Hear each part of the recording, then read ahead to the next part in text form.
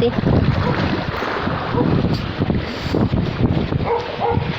The water has taken over the beach, which is weird because I was here like 3 days ago and the tides were normal, and now they're super high.